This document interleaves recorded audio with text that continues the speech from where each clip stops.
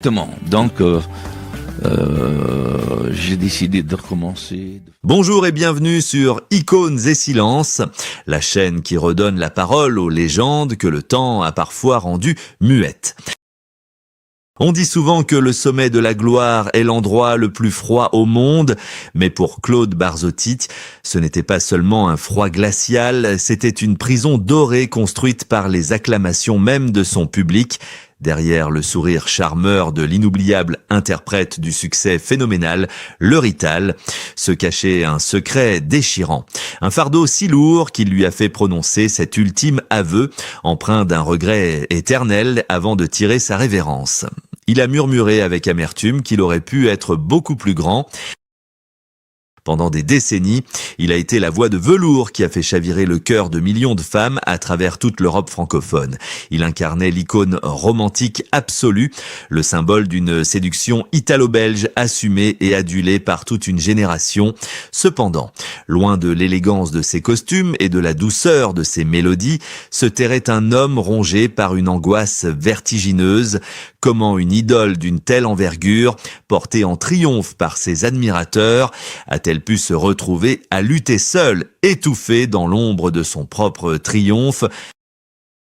Dans ces dernières années, alors que le tumulte des foules s'était tu, il n'a pas cherché d'excuses ni accusé le destin.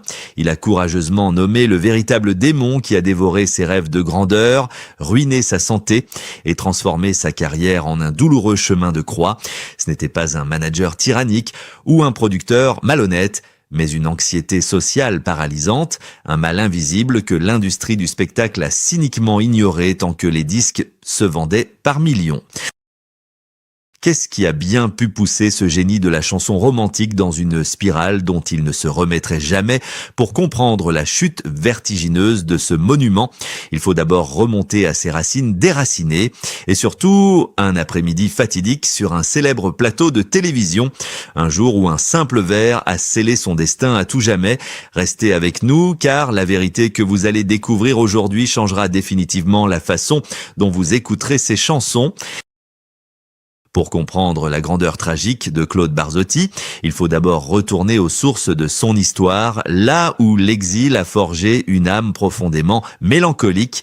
Né Francesco, enfant d'immigrés italiens venus travailler dans les mines de Belgique, il a grandi avec le sentiment constant de n'appartenir à aucun endroit précis. Cette déchirure intime, cette quête d'identité permanente entre deux patries lointaines, allait paradoxalement devenir le fondement de son triomphe monumental.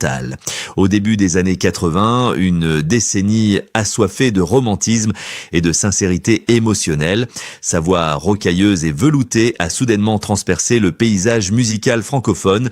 Le miracle public s'est produit d'abord avec la chanson Madame, un succès foudroyant qui s'est vendu à des centaines de milliers d'exemplaires et qui l'a propulsé du jour au lendemain dans la lumière éclatante des plateaux de télévision. Mais c'est en 1983 que la légende est véritablement née avec la sortie de l'hymne intemporel, Le Rital. Ce titre retentissant n'était pas seulement une simple chanson de variété, c'était un véritable cri du cœur, une revanche majestueuse pour tous les enfants d'immigrés qui se reconnaissaient dans ses paroles poignantes. Avec ce tube planétaire incontestable, Claude n'était plus un simple chanteur de charme, il était devenu l'icône romantique absolue, le porte-parole d'une génération entière et le symbole d'une virilité à la fois tendre et blessée. Les foules enthousiastes se pressaient, les plus grandes salles de concert affichaient complet et les disques s'arrachaient littéralement par millions. D'autres succès inoubliables comme Je ne t'écrirai plus et Aime-moi ont fini d'asseoir son règne incontesté sur la variété française et belge. Le public fasciné voyait en lui l'amant idéal, l'homme au charme ravageur, toujours impeccablement vêtu, prêt à offrir une parenthèse de douceur dans un monde souvent trop rude. Pourtant, cette image magnifique de séducteur invincible cachait une fragilité extrême que les caméras flatteuses ne filmaient jamais. Loin des regards énamourés de ses innombrables fans, Claude Barzotti était en réalité un homme d'une timidité maladive et douloureuse, l'industrie du spectacle, toujours avide de nouvelles idoles à rentabiliser rapidement, l'a poussé sans aucun ménagement sous des projecteurs puissants qui le terrifiaient au plus haut point. Il n'était pas du tout préparé à cette adoration de masse étouffante. Chaque apparition publique devenait pour lui une épreuve psychologique insoutenable, une violence sourde que personne dans son entourage professionnel ne semblait vouloir comprendre ou atténuer véritablement. On exigeait impitoyablement de lui qu'il sourie, qu'il chante, qu'il incarne ce fantasme inépuisable, peu importe l'angoisse terrible qui lui nouait la gorge à chaque montée sur scène. L'engrenage du succès phénoménal s'était transformé en un monstre insatiable qui dévorait peu à peu l'homme derrière la vedette. C'est précisément à cette époque de gloire incandescente qu'un événement en apparence banal va basculer le cours de son existence tout entière, tétanisé par un trac paralysant avant d'affronter le public impitoyable de la grande télévision française, et plus particulièrement lors d'une émission mythique animée par le célèbre Michel Drucker. Il cherche désespérément un remède immédiat à ces tremblements incontrôlables pour apaiser cette peur panique de décevoir ses millions d'admirateurs. Il prend la lourde décision de boire un premier verre de whisky en coulisses pour se donner le courage d'affronter la lumière aveuglante. La magie artificielle opère instantanément, la peur s'évapore et la star triomphe sous les ovations interminables. Mais le prix de cette fausse assurance allait s'avérer d'une cruauté absolue. Alors que le monde entier applaudissait le Rital triomphant, une spirale infernale venait tout juste de s'enclencher dans le silence pesant de sa loge.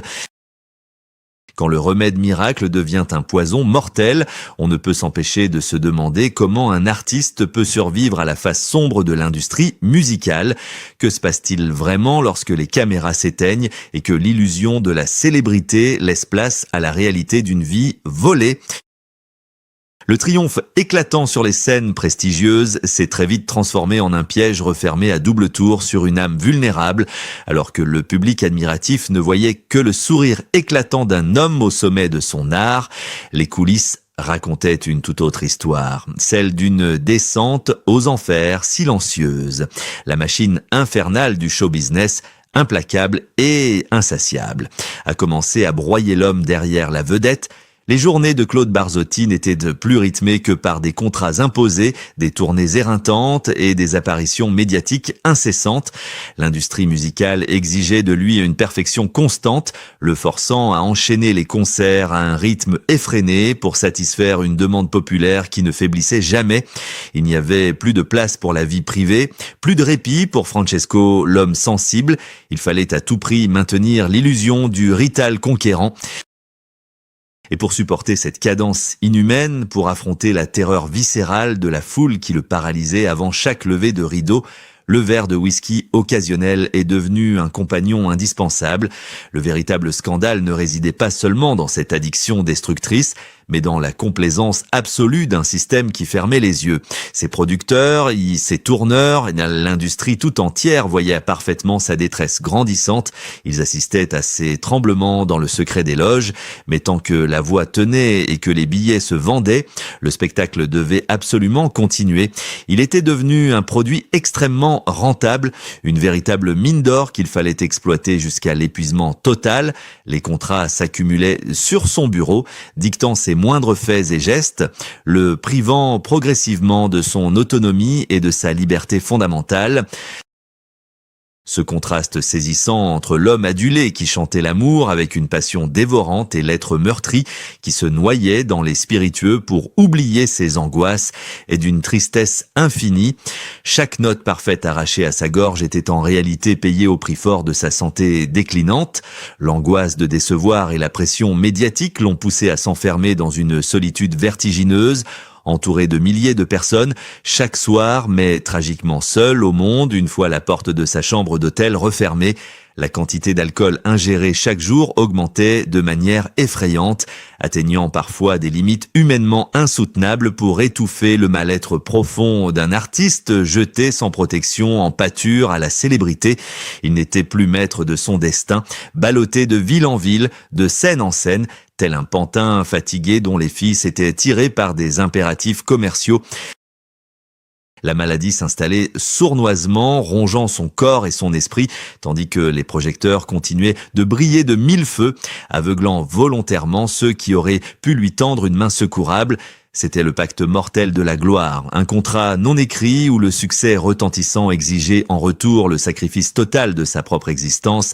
Mais jusqu'où un homme d'une telle sensibilité peut-il sombrer avant que son propre corps ne finisse par crier grâce, quand la lumière artificielle finit inévitablement par s'éteindre et que les acclamations chaleureuses cèdent la place au silence assourdissant des cliniques de désintoxication, l'idole déchue se retrouve livrée à elle-même face à l'abîme.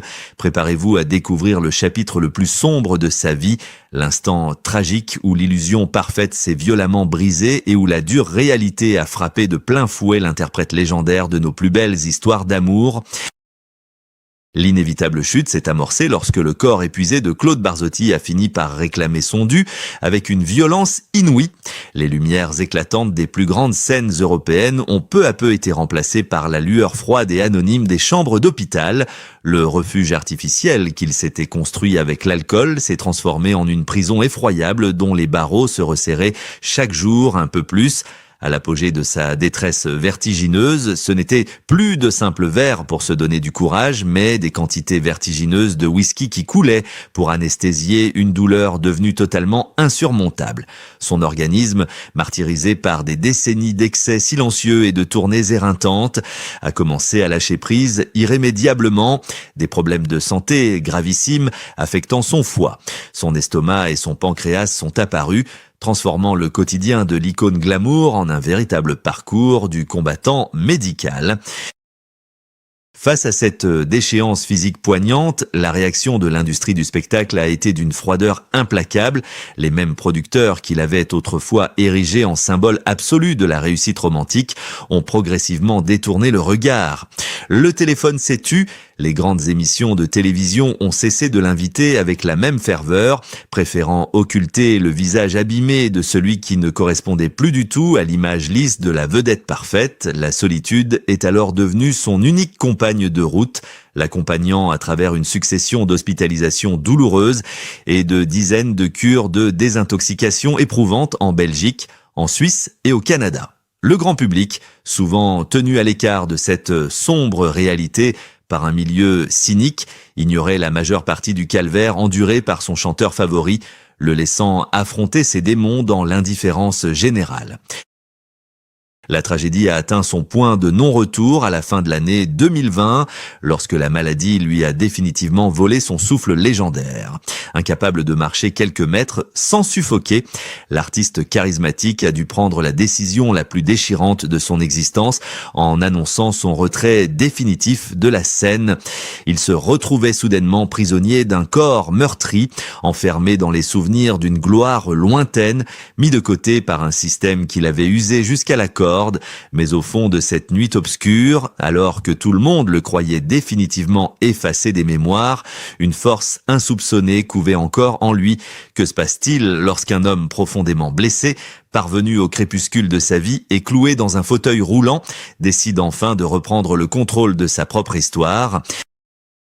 L'heure de la grande et ultime révélation approche, le moment bouleversant où la voix fatiguée de notre idole va s'élever une toute dernière fois pour livrer une vérité qui changera tout. C'est dans le crépuscule de son existence, alors que son corps fatigué le clouait désormais dans un fauteuil roulant, que Claude Barzotti a décidé de briser l'omerta de toute une vie, loin des feux de la rampe qu'il avait jadis magnifiée. L'idole déchue a accordé une ultime interview bouleversante, une véritable confession testamentaire livrée avec une sincérité totalement désarmante. Il n'a pas cherché à s'apitoyer sur son sort, ni à attiser la haine contre des individus précis, avec la sagesse profonde d'un homme qui a traversé les enfers. Il a pointé du doigt un système impitoyable, cette industrie musicale vertigineuse qui transforme trop souvent les artistes fragiles en de simples machines à succès. Il a raconté sans aucune amertume, mais avec une lucidité glaçante, comment la machine du show business, obnubilée par les rentabilités spectaculaires, l'avait poussé bien au-delà de ses limites physiques et psychologiques. Il a décrit la mécanique destructrice d'un milieu où l'on vous offre la gloire mondiale, mais où l'on vous refuse catégoriquement le droit d'être humain et vulnérable. C'est au cœur de ce témoignage poignant qu'il a finalement prononcé cette phrase terrible. Une déclaration lourde de tous les espoirs brisés accumulés au fil des décennies. En fixant la caméra, la voix inévitablement altérée par la maladie mais le regard toujours perçant, il a murmuré avec une immense tristesse qu'il aurait pu être beaucoup plus grand. Par ces mots d'une puissance inouïe, il n'accusait pas seulement ses propres démons intérieurs, mais il dénonçait ouvertement l'hypocrisie d'un monde du spectacle qu'il avait laissé se noyer lentement sous une pluie d'applaudissements. Il a expliqué comment sa timidité maladive, constamment ignorée par ceux qui géraient d'une main de fer son emploi du temps, l'avait jeté sans défense dans les bras de cette addiction dévastatrice. Le grand public, les journalistes et même ses anciens collaborateurs ont été littéralement frappés de stupeur face à cette vérité crue et sans artifice. L'onde de choc initiale a très rapidement laissé place à une immense vague de compassion, de tendresse et de respect infini pour cet homme qui osait enfin retirer son armure de séducteur invincible. Ce n'était plus le Rital triomphant qui s'exprimait ce jour-là, mais simplement Francesco, l'être humain meurtri qui reprenait définitivement le contrôle absolu de sa propre histoire.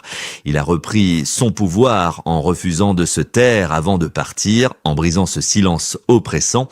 Il a offert une leçon de dignité inoubliable à tous ceux qui pensaient le connaître. Cependant, une question fondamentale et vertigineuse s'impose à nous, une interrogation qui résonne puissamment au-delà de sa propre destinée brisée. Quelle véritable leçon devons-nous tirer de ce sacrifice silencieux sur l'autel de la célébrité ? La conclusion de cette épopée tragique et magnifique vous poussera inévitablement à regarder le monde du spectacle avec des yeux totalement nouveaux. L'histoire bouleversante de Claude Barzotti dépasse largement le cadre d'un simple destin individuel brisé. Elle nous tend un miroir implacable sur la véritable nature de la célébrité et sur la responsabilité écrasante d'une industrie du divertissement qui dévore souvent ses propres enfants sans le moindre scrupule. Que se passerait-il si ce monde impitoyable décidait enfin de traiter les artistes comme des êtres humains sensibles avec leur fragilité plutôt que comme de simples produits de consommation jetables ? Sommes-nous véritablement prêts, en tant que public admiratif, à écouter la détresse silencieuse de nos idoles avant que les lumières ne s'éteignent à tout jamais sur leur existence ? Le calvaire intime de ce chanteur romantique d'exception résonne douloureusement comme un avertissement solennel pour toutes les générations futures d'artistes. Son parcours tragique représente fidèlement celui d'innombrables autres talents, parfois propulsés trop rapidement sous les feux de la rampe, qui ont été exploités jusqu'à la moelle et épuisés émotionnellement, puis tragiquement oubliés dès que leur éclat a commencé à ternir inéluctablement. Aujourd'hui, en revisitant la mélancolie profonde qui habitait l'interprète légendaire du Rital, nous sommes profondément appelés à cultiver une empathie sincère et à regarder bien au-delà des sourires de façade imposés par les contrats draconiens. Il est de notre devoir collectif de prêter l'oreille à ces voix magnifiques mais étouffées par le vacarme assourdissant des applaudissements incessants. La grandeur d'un artiste ne se mesure certainement pas au nombre de disques vendus, mais à la résilience extraordinaire dont il fait preuve pour survivre à sa propre légende. Dans un ultime murmure de dignité absolue, Claude Barzotti semblait nous confier une vérité universelle et intemporelle. Je ne cherche ni la pitié, ni le pardon de personne. Je veux simplement que mon histoire soit racontée avec ma propre vérité pour que le monde n'oublie jamais que derrière l'icône de papier glacé adorée par les foules, il y avait un cœur d'homme qui battait, qui tremblait d'angoisse et qui a fini par se taire dans l'immense froideur de la gloire.